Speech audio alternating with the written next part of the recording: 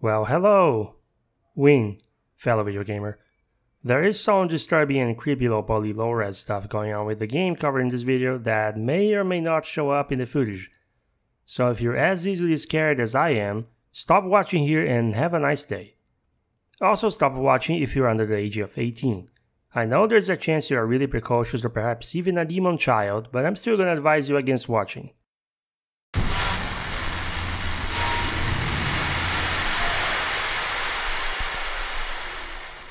It's finally time to wrap up this series of games for the Halloween season with a game that's even less Halloween inspired than everything else in the list, but features real nightmare-inducing horror.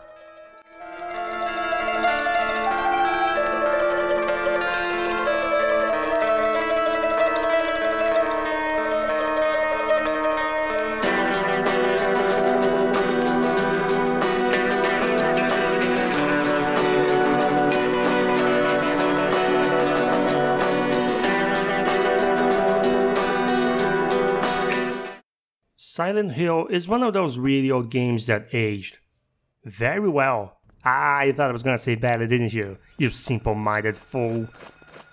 Yeah, some aspects of it didn't age well because it was the 90s and everyone was still figuring out what to do with the free roaming 3D spaces in video games. The menu could certainly be made better with some kind of remaster or modding. It's clunky, it's slow to navigate, and it doesn't have any practical reason to be done this way. The art direction, visuals, the character movement, the sound design, and especially the narrative aged like fine wine. You probably think I took that fine wine and chugged the whole thing down while recording this. But Lucas, what the f are you talking about? Everybody knows PlayStation and Nintendo 64 graphics both aged like shit. Look at those f***ing wobbly textures. I have always been of this opinion, and it seems like it's becoming less and less of a hot take these days. Old 3D graphics actually make the atmosphere of games scarier than in a lot of modern games, maybe in some cases more than others. Silent Hill from the start had an intentionally eerie, otherworldly, nightmarish atmosphere to keep the player tense anytime they step out of a room or corner with a save point. 3D graphics from the 90s have a high level of abstraction due to the technology at the time, not allowing for high fidelity immersion.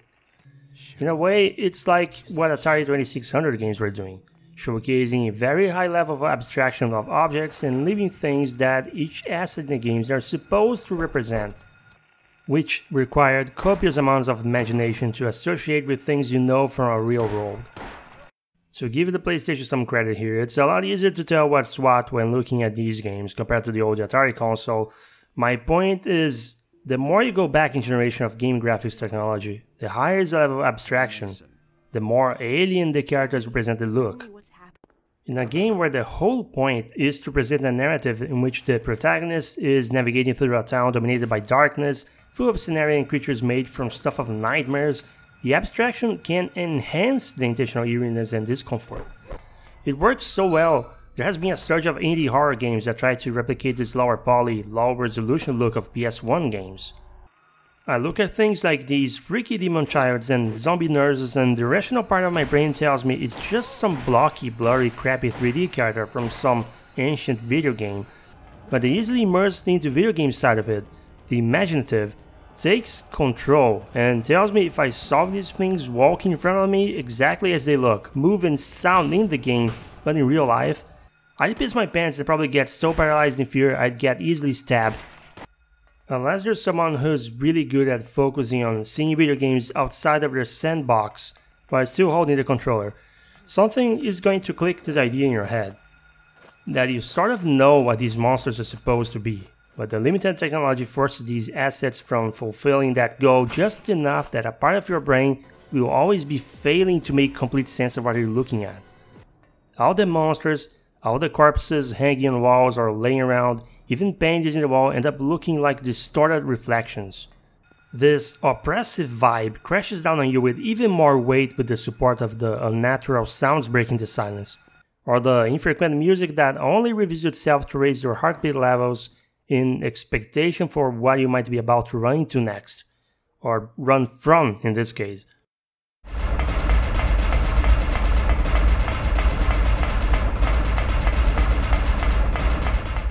Your field of view is very limited, either by darkness or fog.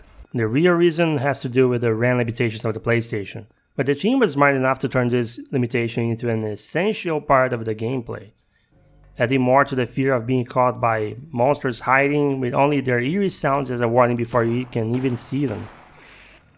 Unfortunately, even with a limited field of view, the game seems to run at 20 frames per second or less most of the time. And one last technical note, in spite of everything I said about the accidental brilliance of the abstract graphics, this is one of the best looking games for the original PlayStation. I haven't played a lot of horror games, most of the ones I have come from this era. None of them, at least none of the more mainstream ones, succeed the same way Silent Hill does in being a genuinely immersive horror experience that somehow never became less deliberately unsettling.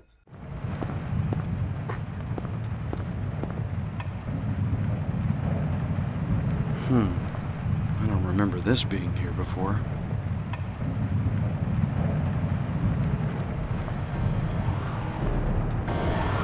Now, speaking of deliberate, that's how I would describe the character movement. To be frank with y'all, Harry is harder to control than Resident Evil 1 character, but that feels intentional. Harry is just a guy carrying a gun and some steel pipe. He's just a guy and he's supposed to move and react with the reflexes of just a guy. Because of this, every time you run into a creature, you have to make fast but careful decisions about engaging or doing your best to run past them. It's a lot more about Harry's inability to move and react that quickly than your resources. Even if you pick the easiest difficulty, which seems to shower you in bullets and first aid kits, the fact you're playing as an average untrained dad is always going to make those decisions important. There aren't a lot of weapons, but what you have is enough to cover all strategies. Some monsters take more damage from certain weapons, and that's something you should definitely keep in mind if you're playing on normal or hard. In the latter, you should definitely learn to get comfortable with only killing the demons that you know you'll be unable to avoid. The gameplay loop involves reaching destinations marked on your copy of the city map. The route is rarely clear-cut, with huge pits and chunks of streets seemingly ripped off by some unknown force, blocking the way to force you into dangerous alleys or underground passages. The destinations themselves could be safe houses and shops, or large buildings taken by whatever dark force brought the monsters along. Like other horror games, there are puzzles aplenty, and I found the ones in Silent Hill to be pretty high on difficulty. A couple which I thought required some unreasonable line of thinking. You're probably going to use a guide after running out of ideas. On the bright side, you're not on any timer. I mean, aside from the game telling you how long it took you to beat it.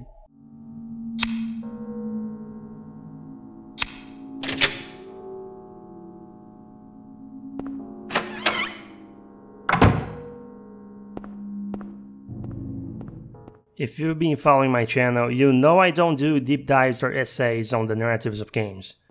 Even if I did, the narrative of the Silent Hill games has been dissected many times by other channels and podcasts. I'm not going that direction. Harry Mason takes a trip to a town called Silent Hill because his daughter wants to go there on a vacation. They seemingly almost run into a car accident, and when Harry comes to, Cheryl, his daughter, is missing. Searching for her leads into an alley where terrifying creatures have him surrounded and killed. Then he wakes up from the nightmare, into what may as well have been another one. The person who found him unconscious, a police officer called Sybil. He's the only person she was able to find in the empty town, and she's come over from another town to investigate. With no communication devices working and feeling like something is very wrong, she hands over an extra gun to Harry just in case, and leaves him with the intention of calling for reinforcements in the other town. Harry, worried about Cheryl, goes off his search again. For reasons unknown, a radio Harry finds in the diner he woke up at always reacts when monsters are close by, so he takes it. And going back to the alley he was supposed to have dreamed about, he finds what would be the first in a set of convenient clues he'd have to learn to decipher and rely for guidance. Turns out a select few people are still around, not just the police officer. Their involvement in what was happening in Silent Hill not very clear at first, only adding to the confusion. All Harry wants is to find his daughter, but in doing so, he may be about to discover some really disturbing truths about that place. This should be obvious, but the story involves really dark themes, including drug abuse, some gory visuals and descriptions, and satanic cults. A single playthrough takes about 8 hours, but the game features multiple good and bad endings depending on what things you do or miss in your playthrough. What needs to be done for better endings isn't intuitive, but I somehow was able to get what I think is the second to best ending in my first try, so surely it can't be that complicated. I'm sure seeing the other endings helps get the bigger picture, but with only the one I got, some things about the story remain very much up to interpretation. And I don't think that's a bad thing. I've become a huge Twin Peaks fan this year, so I see the value in not literally explaining everything to your audience. The narrative is definitely a lot darker and more serious compared to something like Resident Evil, and less predictable. I think it's important to avoid spoilers as much as you can, because for how spaced out the cutscenes and events are, the mysteries surrounding the narrative and the desire to make sense of things keeps the player heavily invested in making past every chapter alive, and not making sense of things keeps the fear of the unknown alive. Without spoiling, I think they've done an incredible job with not making the player feel really safe and somewhat reassured until the final boss is defeated. If I make it sound like this game isn't for the faint of heart, it's because it isn't. Decades later, this is still a really effective horror adventure. It's criminal that Konami continues to make it so inaccessible. Silent Hill is only available for the original PlayStation, and you're on your own to find a way to buy or play it, which you absolutely should do. Thanks for watching, and happy Halloween!